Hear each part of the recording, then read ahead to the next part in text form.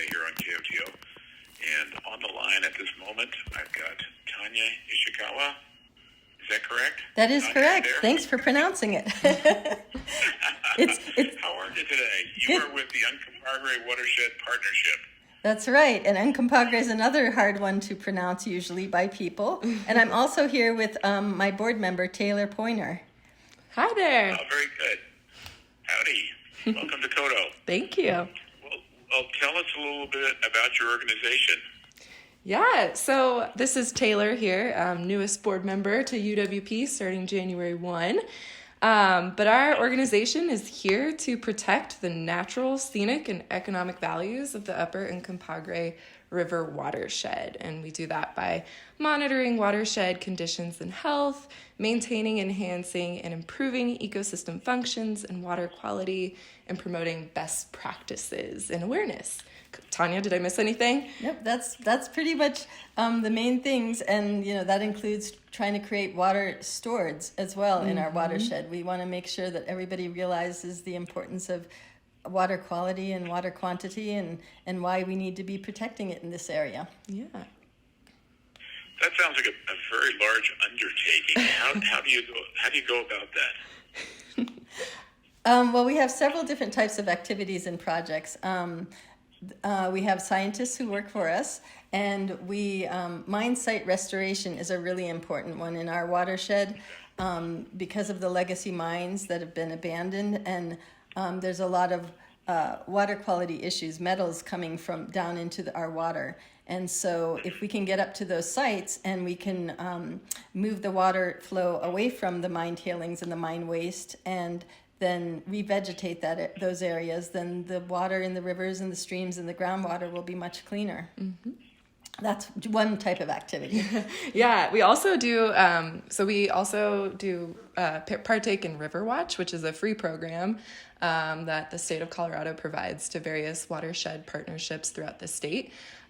It's incredible. We get an enormous amount of data on around 10 different sites in our region that tell us background metal concentrations, nutrient concentrations, what our macroinvertebrates look like. And we have a slew of volunteers that help out with that. And then we also do volunteer days and restoration days. We do river cleanups, and most recently had the Ridgeway Reservoir cleanup where I found $10, so it pays to volunteer. But we also do education and outreach, where we have an education coordinator who develops curriculum for local schools, and we like to bring out our youth as much as possible to help facilitate the future environmental stewards of our area. Can you give us an example of one of the projects, say, in our area that was a success story around southwestern Colorado? Sure. A mine cleanup or a river cleanup? Yeah, going back to, the two different ones. I mean, I'll start with a short one. So Love Your Gorge is a new cleanup volunteer event that we created about 6 years ago. The Ouray Ice Park was really interested in partnering with us. They had done an environmental assessment there, and they're like, yeah, let's keep on doing activities each year to get some of that large litter out of the river and small litter out in other parts of the park, and, plant trees. And one of the things, and I shout out to Seas of Trees, that was a really great interview, and I love the work that they're doing. But with that project, they would talk about, the ice park would talk about erosion that was happening there. And so we were like, let's address erosion, but a one-day a year event is not the right event to do that with. So we applied for a grant from the state, and now we have a grant, and this coming year we'll be designing this erosion control project. And so it actually hasn't happened yet, but it did lead to funding, and it will lead to some great work done around the ice park and south part of Ouray. So we're really excited about that. And then as far as a past tense, that mine site restoration, we did complete 3 mine site projects in 2017. And one was at the Vernon Mine, one at the Michael Breen Mine, and another one at the Atlas Mill, which is along Campbird Road. A lot of people know Campbird Road there. And that Atlas Mill one was really cool because we moved Snuffles Creek away from tailings, and we revegetated, and the amount of vegetation that grew after we did that was amazing. I mean, like waist-high grasses that were just beautiful.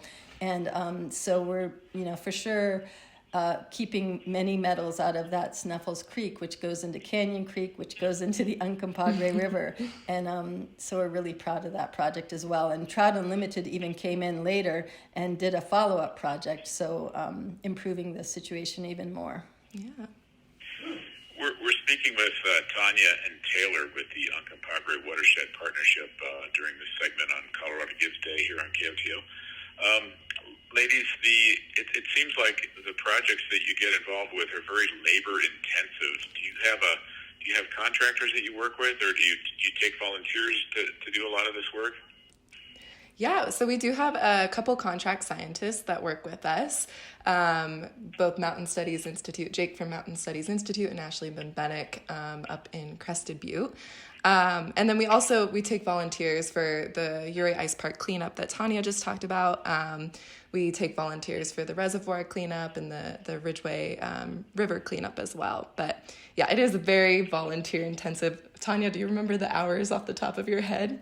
Well, I mean, each year we definitely have more than 1,000 volunteer hours that goes into our work. But also for those mine site restoration projects, definitely it takes, other contractors, heavy equipment contractors, and our partners, which often give us in-kind contribution, meaning they work with us without charging UWP, are really important. And those partners could be private businesses or private landowners. We work with the Division of Reclamation, Mining, and Safety. The county, Ouray County is really helpful with us. The road and bridge people collaborate with us to make sure we can get up to our projects. So it takes like a whole village it really does. To get our projects done. I mean, we just celebrated our 10th anniversary this year in 2023. And one of, my main messages was, we couldn't do it without all these different partners that we work with, from state, federal, local. Yeah. It sounds monumental. What huge undertakings these must be, these projects, my goodness. Tell our listeners how they can contribute if they'd like to volunteer, or how they can donate if they would like to support you financially. Yeah, I can take for how they can volunteer. I'll let Tanya take the donation part. But we have folks part of the Riverwatch group. I'm actually a volunteer for the Riverwatch group as well. We have folks that go out every month and collect samples, water samples, and then ship them off. It's actually pretty labor intensive. So we're always taking folks for that. We also take volunteers for the ice park cleanup and then the reservoir cleanup. Also our upcoming River Fest next summer.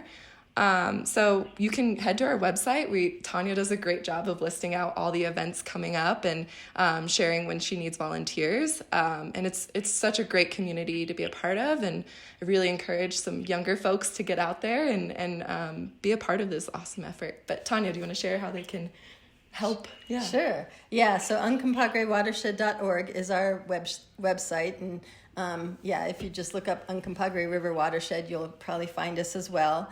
And I send out specific volunteer requests to people who've told me they want to volunteer. And we also have our big subscriber list, so people who aren't sure whether they have time on a regular basis for sure can sign up for our regular subscriber list. Mm-hmm. And then as far as supporting us financially, that's really helpful as well. We get grants. We leverage all the money that comes in. We get grants from the government and from foundations, but we definitely need the donations to show that we're working here on our own to get money to support our projects. And so people can donate through our website, and today through Colorado Gives for sure. And people can donate with money, and we're just starting to get stocks as well. So people can donate stocks if they have that ability.